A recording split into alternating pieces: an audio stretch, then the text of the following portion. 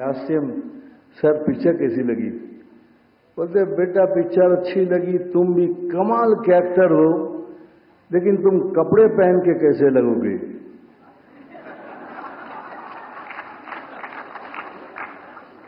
मैं 1 मिनट के लिए चौंक गया कि मैं उनके सामने बगैर कपड़े के खड़ा हूं। क्यों सवाल किया? बाद में याद आया, ओ मैंने जो रोल किया था वो एक आदिवासी का था जिसमें ऊपर मेरे कपड़े ही नहीं थे, तो इसीलिए सोच रहे थे कपड़े पहनने के बाद ये कैसा लगेगा, तभी इसको फिल्म में लूंगा। सेकेंड इंसिडेंट हुआ, ये नेशनल अवार्ड मिलने के बाद दिमाग तो खराब हो ही गया था। मैं अपने आप को एल पचिनो सोचने लगा। मैं सोचा था मैं कुछ कमाल कर दिया, तो मेरे सारे एटीट्यूड चेंज हो गए ना। मैं प्रोड्यूसर के ऑफिस में जाके आके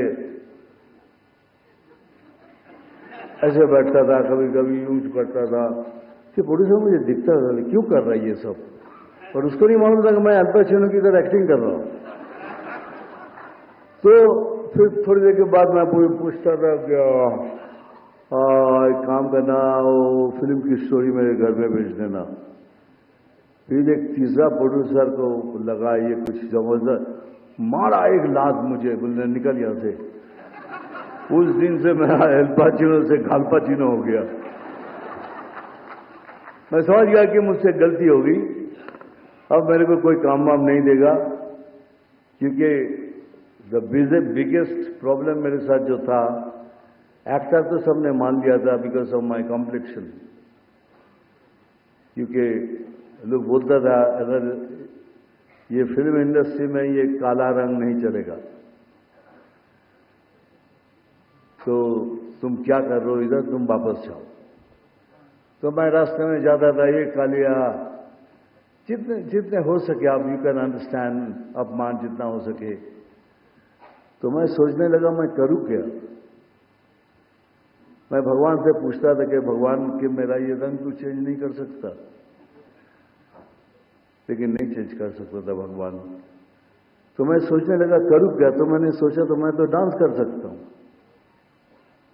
तो मैं डांस कर सकता हूं, तो मैं ऐसा डांस करूं मेरे पैरों से, ताकि लोग मेरे पैरों को देखे, मेरे स्किन को ना देखे, मेरे कलर को ना देखे।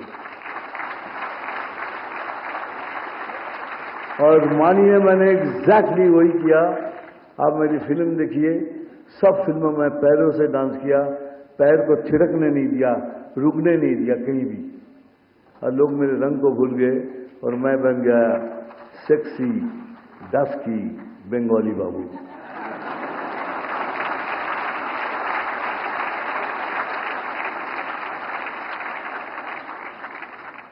मैं बहुत शिकायत करता था भगवान से, बहुत, क्योंकि my life is not on platter. जो कुछ भी मुझे मिला है स्ट्रगल करके मिला है। I didn't get it just like that. तो मैं भगवान से कहता था तूने नाम दिया, शोहरत दी, फिर इतनी तकलीफ क्यों दे रहा है, हर चीज में क्यों तकलीफ? बहुत शिकायत करता था। तो एक दिन मैं ऐसे ही सोच रहा था कि शायद यही तरीका होगा, लेकिन नहीं, ऐसा तरीका नहीं था। आज ये अवार्ड मिलने के बाद मैं शिकायत करना छोड़ दिया।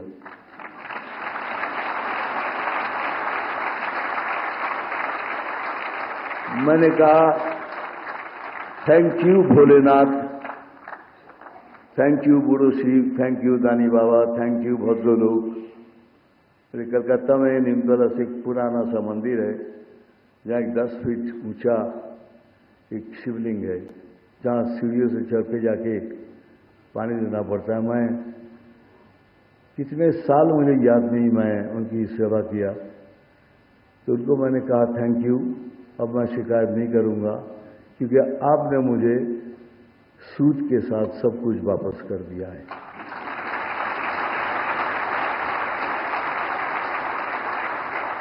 मुझे मालूम है अगर ये मैं नहीं कहूंगा तो यहाँ जितने हैं, यहाँ जो सारे हैं ना बैठे हुए इधर, इन लोगों ने कहा कि दादा आपको जो कुछ भी कहे, लेकिन आपको ये कहना जरूरी है, ये जो यंग लड़के लोग आ रहे हैं फिल्म लाइन में, उनको आप क्या कहना चाहिए।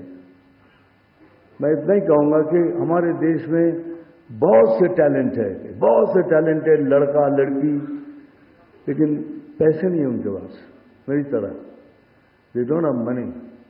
लेकिन मैं उनको कहूंगा हिम्मत नहीं हारना, पैसा नहीं भी हो हिम्मत नहीं हारना, और सपना जरूर देखना,